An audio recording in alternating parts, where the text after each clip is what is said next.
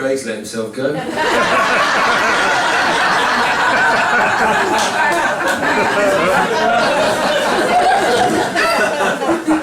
Like James Bond, I'm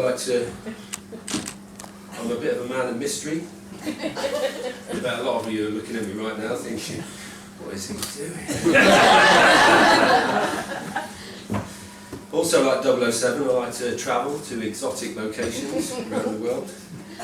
I picked up this suit actually at a recent trip to Istanbul.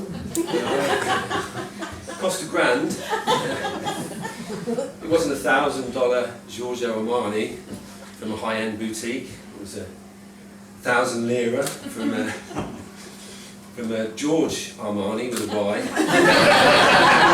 From a market stall. And now 1,000 lira is about £17. So I had plenty of money left over to. Can you hear me, by the way? I had plenty of money left over to pick up a few other bargains. I've got some Kevin Klein underwear.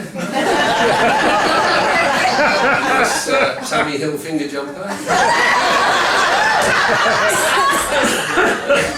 And Ray-Bans. I also picked up a bottle of Chanel No. 6.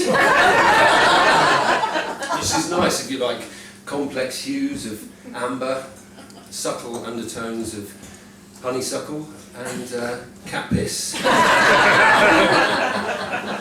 not so good if you're trying to work undercover.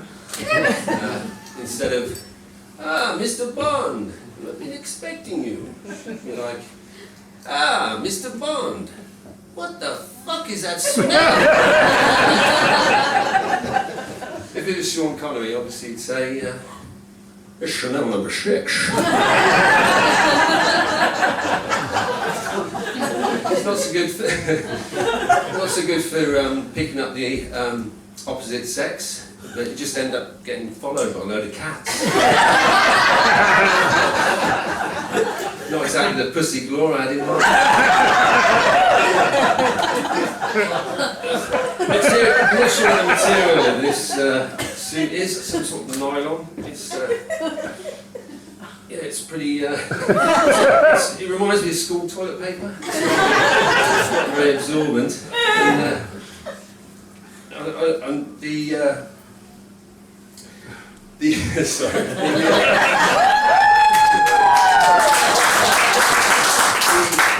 Observant among you, eagle-eyed, will notice that trousers don't quite match.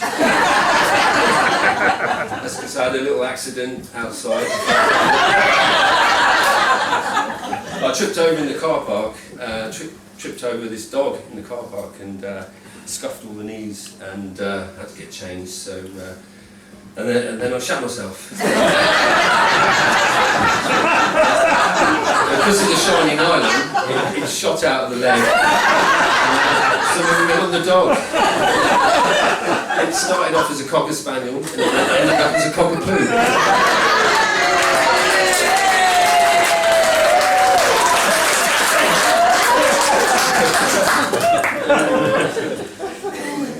Yeah, my name's Andy, but my wife calls me Poo Pants.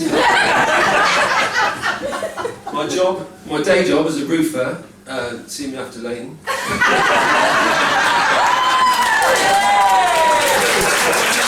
My day job as a roofer, combined with my love of spicy food, means I have an almost daily struggle with finding a toilet in a very small time frame.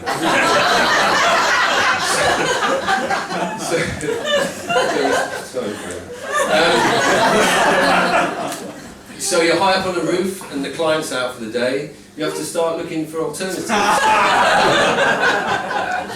Paint tins, scaffold tubes, I even shit down the chimney once.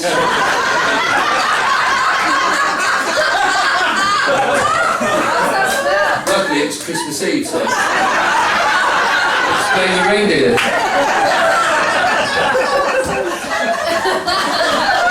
Oh yeah, that's definitely a reindeer. Too big for a human. It's probably Rudolph.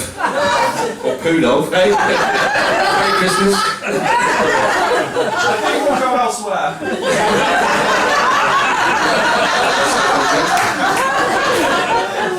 Just leave the toilet door open, I'll be alright. So everyone looking forward to Christmas? It's that time of year as, when the perfume adverts come out, isn't it? You know the ones? Black and white, usually on a beach, everyone talking French. Bonjour. Où est la bibliothèque?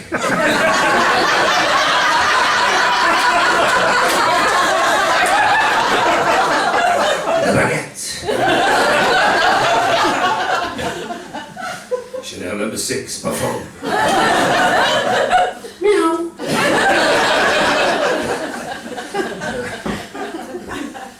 I've actually had a lot of setbacks whilst doing this course. I actually missed the first start of the very first course. I got stuck in traffic on the A27, and then I missed a couple of them altogether because I was working in London.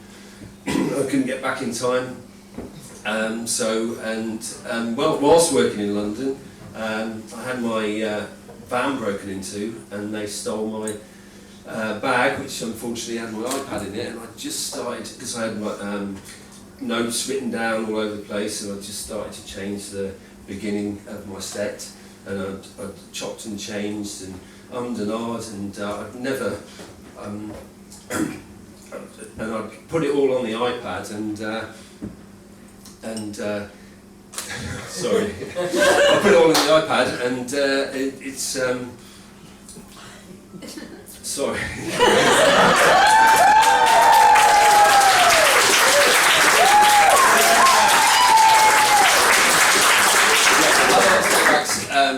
I put all the stuff on the iPad and typed it all up, and I changed the beginning of the set several times, and I'm in an RN chopping and changing. I mean, I've never agonised over an opening that much since I lost my virginity.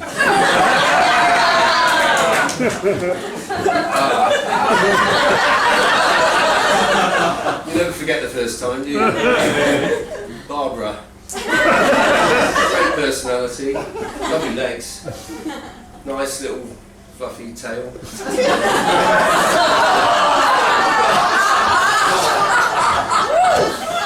Well, sheep shagging wasn't exclusive to Wales. I grew up in South Shropshire, so it found its way over the border just like I found my way over the fence.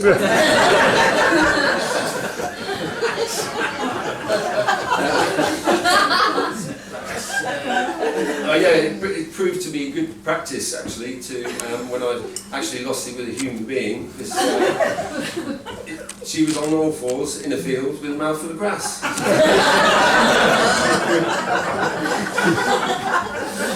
the main reason I did this was to improve my public speaking, which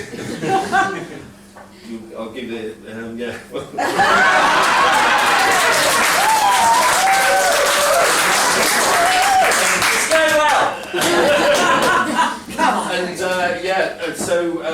But I actually invented a product, and I've patented it, and I wish to take it to market, and we're going to break it down. Oh, they're going to break it down. And my dream is to pitch it to industry and then actually take it to Dragon's Den and get investment from Peter Jones. This is actually a serious bit. This is it. This is the elbow cone. It's to protect the side of your car when you're parked. So this comes out and you shut it in the door so nobody steals it. And these come out, and so look out for it. It's coming soon.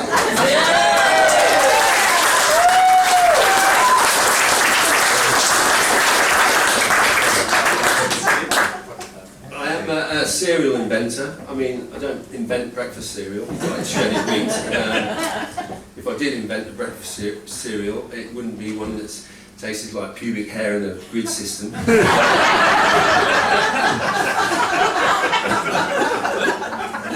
been working as a roofer for only 20 years, Leighton.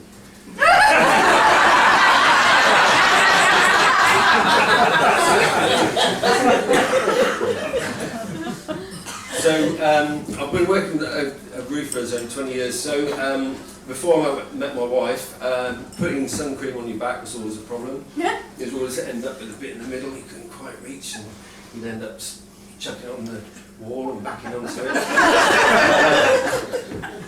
Asking a client was always that you just met. It was awkward, you know. The young ones were quite reluctant, and the old ones sometimes just got a little bit too enthusiastic. You're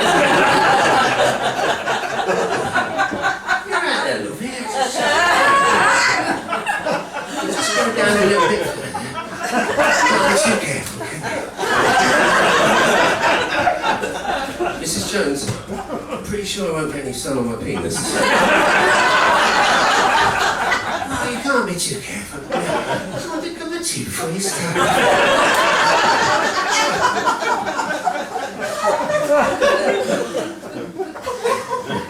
Actually combined the my roofing with inventing, and I invented an aeroplane that was entirely made out of lead. It never really took off. I was also working with a gardener, and I invented a product for him to help him with his topiary. The design was really cutting edge. I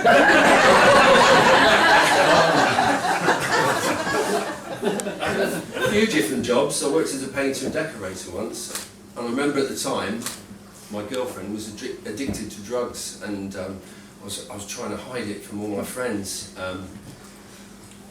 but I realised I was just papering over the crack. All the mood swings. I was like walking on eggshell.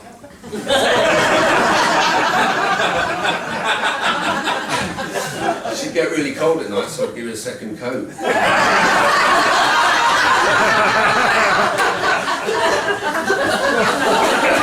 It was a really emotional time. I'd rather just cross over.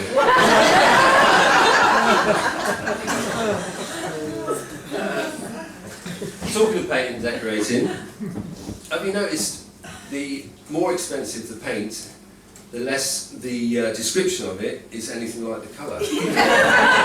When you start off in B&Q, you know where you are. You've got pale yellow, deep red, dark blue, and then you step up to Dulux, mid-range, and they start mixing atmosphere with colour. So you've got misty green, misty grey, and forest green. But then you go up to the most expensive, Farrow Ball. That's when things get really weird. Mizzle, Ravioli.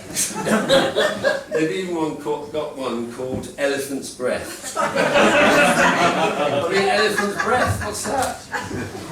Elephant's arsehole, maybe. Like grey-brown. Elephant's Breath. Mind you, if you said to someone, what's your favourite colour? And they said, elephant's arsehole. I think they're Tourette's.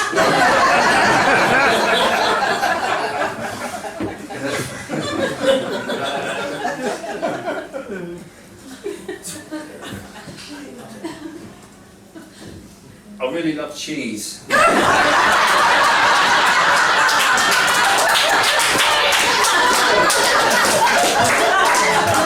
bit of a segue there. My favourite cheese is Shropshire Blue, which is also, coincidentally, the name of my favourite porno.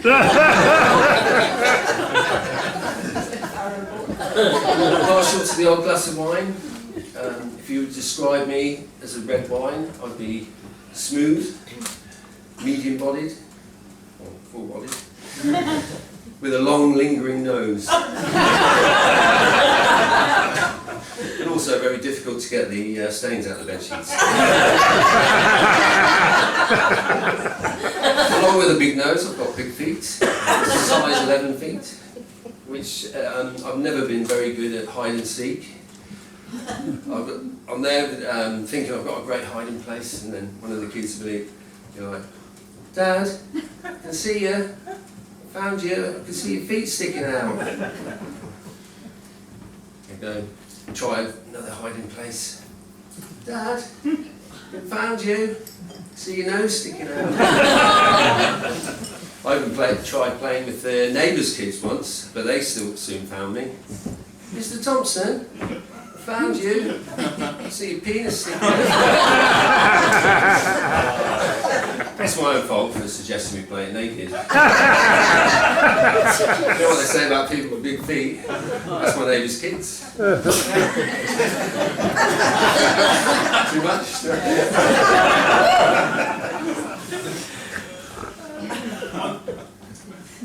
My mouth is so dry.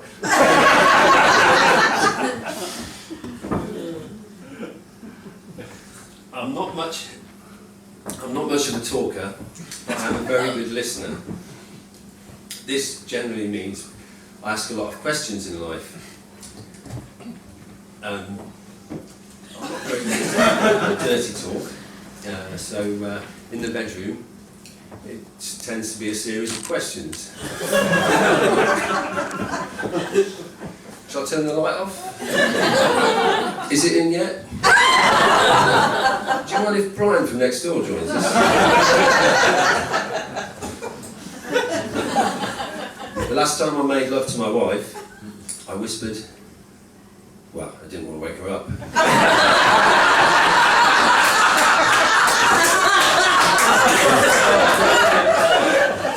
She did wake up, so I had to ask her another question.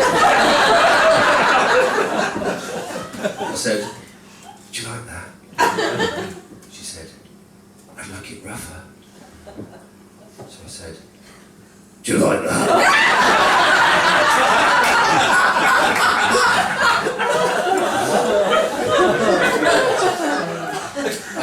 I had sex with a mute lady once.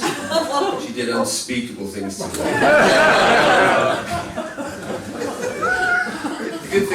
The good thing about having sex with a blind person is you don't have to ask if you need the light on or off. Although I would recommend that you leave it on just in case you end up shagging the guide dog by mistake.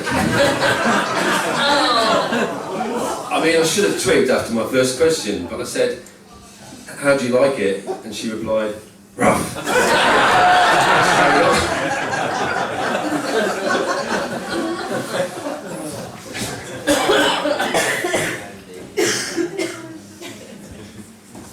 A good friend of mine is deaf and he works as a gynaecologist. I said, how do you communicate with your patients? He said, I read their lips.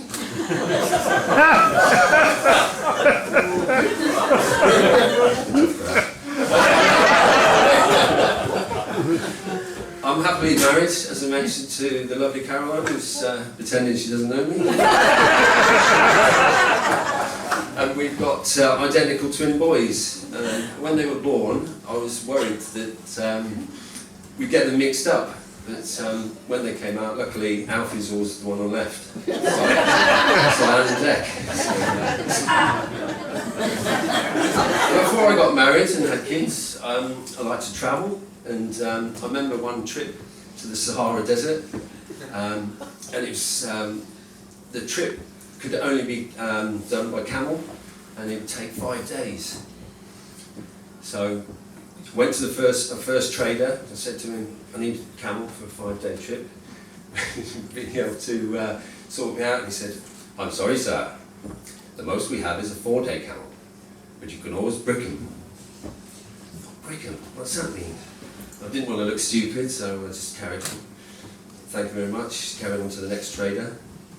Asked him the same question. I need a 5-day camel for this trip across the desert. Can you help me out?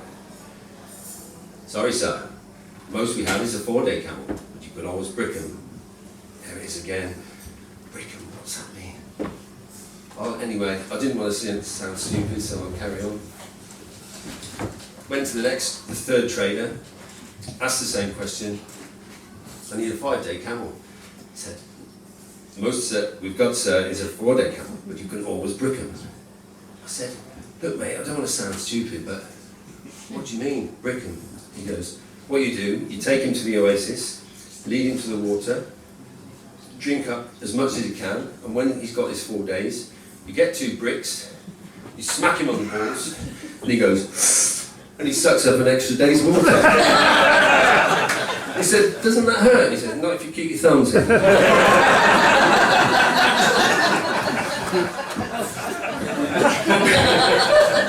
Because I've never done this before, and this is my very first gig, I can safely say that you've been the best audience.